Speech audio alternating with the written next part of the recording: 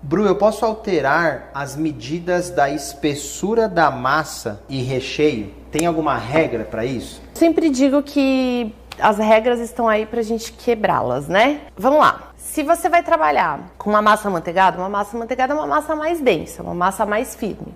Eu trabalho com 2,5 cm de espessura. Isso não quer dizer que eu não possa fazer isso mais fino, né? Que eu não possa fazer, por exemplo, com 1,5 cm. Só que aí eu tenho que escolher muito bem que recheio que eu vou colocar nessa massa e que tipo de estruturação que eu vou fazer. Então, vamos pensar aqui comigo. Eu tenho uma massa amanteigada de chocolate. Minha massa amanteigada de chocolate é maravilhosa, super firminha, bem úmida, bem maravilhosa mesmo.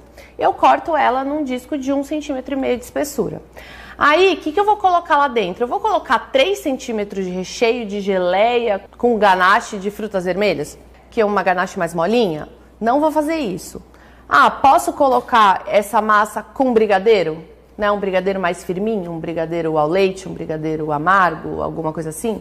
Vai ficar maravilhosa, né? E aí a espessura do recheio, ela vai sempre ter mais ou menos aí 1,5 cm, 2 centímetros. Se a massa for de 1,5 cm, o recheio vai ser a mesma espessura da massa. Se a massa for 2,5, o recheio vai ser menor. Porque pensa comigo, quanto maior a espessura da massa, mais pesada ela vai ser.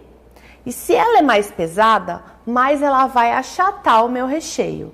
Então, se eu colocar muito recheio com uma massa muito alta, né? Então, por exemplo, mas se a massa de 1,5 cm eu posso colocar a mesma espessura de recheio, eu também posso colocar a mesma espessura de recheio para 2,5 cm, 2,5 cm de massa, 2,5 cm de recheio? Não pode. Por quê? A massa amanteigada ela é muito pesada. E aí, a hora que eu começo a fazer isso com um recheio alto demais, ela começa a achatar esse recheio e esse recheio, ó, tudo para fora. Mesmo com cinta de contenção. Isso pode criar uma baita de uma barriga no seu bolo.